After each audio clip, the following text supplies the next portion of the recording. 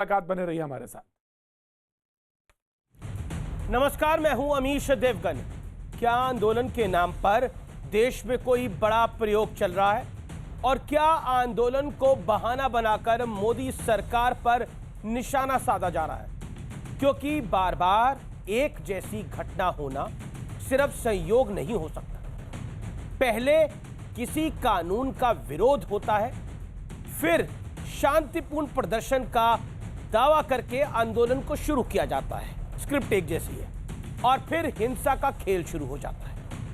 शाहीन बाग याद कीजिए, पहले नागरिकता कानून के खिलाफ भ्रम फैलाया गया, दिल्ली से लखनऊ तक तमाम सड़कों पर कब्जा हुआ और फिर करीब 2 महीने बाद दिल्ली में हिंसा का खेल खेला गया।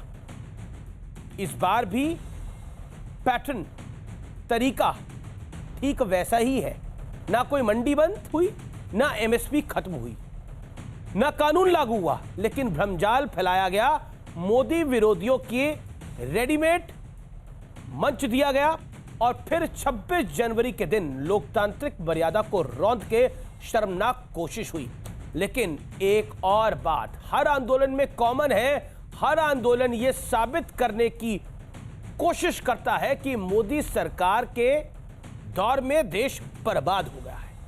क्या इसे सिर्फ संयोग मान लिया जाए या फिर एक बड़ा प्रयोग माना जाए? आज इसी पर होगी देश की सबसे बड़ी बहस।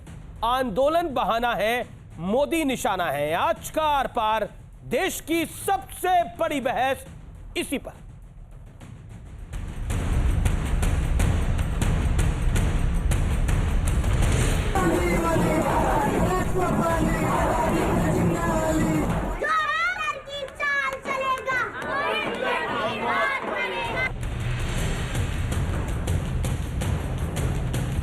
दिल्ली खबरदार, जो ट्रैक्टर को रोका उसका इलाज भर देंगे, जो ट्रैक्टर को रोकेगा उसके बक्कल तार दिए जाएंगे अगर ट्रैक्टर को रोका किसी ने।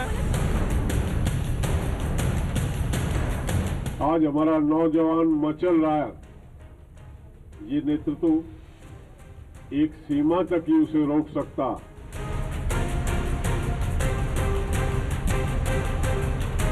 किसानों से कह रहे हैं कि 26 तारीख को अपनी तैयारी करके ट्रैक्टरों के साथ आ जाएं, जबरदस्ती के बैरिकेड तोड़ के दिल्ली में घुसेंगे। जिस देश की नींव आंदोलन से रखी गई, जिस देश में आंदोलन सबसे पावन लोकतांत्रिक अधिकार माना जाता था, उस देश में आंदोलन के नाम पर यह क्या हो रहा है? याद कीजिए, सीएए का कानून पास हुआ और फिर शाहीन बाग खड़ा कर दिया गया। कहा गया कि यह तो शांतिपूर्ण आंदोलन है।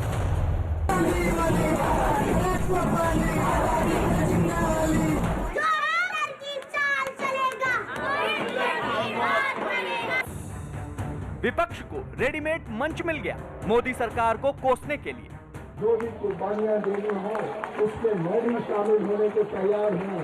अब देखें कि किसके हाथ कौन किसका हाथ मजबूत है, हमारा या वो कातिल।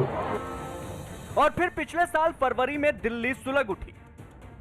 आप देखिए, यहां पेट्रोल बम पड़ा हुआ है, गुलेल पड़ी हुई है, पत्थर पड़ा हुआ है, पेट्रोल बम पड़ा हुआ है, इधर छोटे पत्थर हैं, उसके साथ साथ इधर क्रेट है, इधर क्रेट है।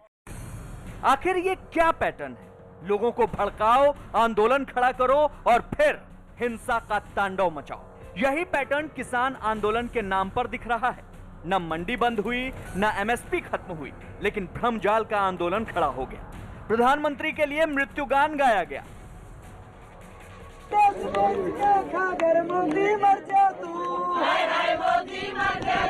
किसानों ने धोखा दे कर मोदी मर जा तू।